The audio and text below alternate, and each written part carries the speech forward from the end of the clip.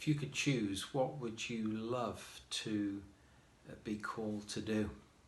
What would you love to be privileged with? A special task given you? Well, all too often, tragically, we are slaves, we are servants to our passions and things that perhaps are not so helpful. These are the things that dominate us, and they rule our lives. And yet we read something very different of Paul here in our verse today. It's Ephesians 3 and it's verse 7.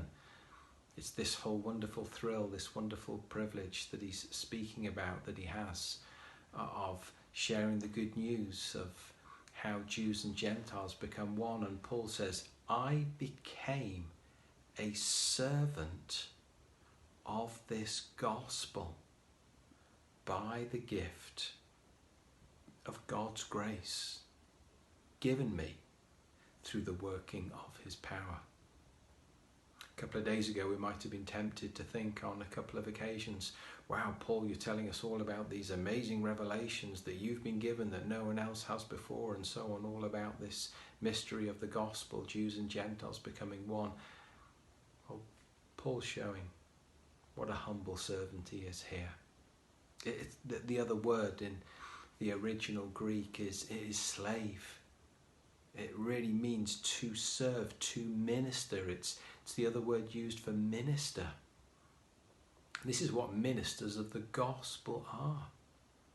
In a sense, we're all to be ministers of the gospel if we know and love the Lord Jesus Christ. It's not just people like me who are in paid full-time ministry, but we're all called to be those who are servants of the gospel, and we're to count it as the greatest privilege because we share the most wonderful news. He talks about being given this as a gift by God's grace.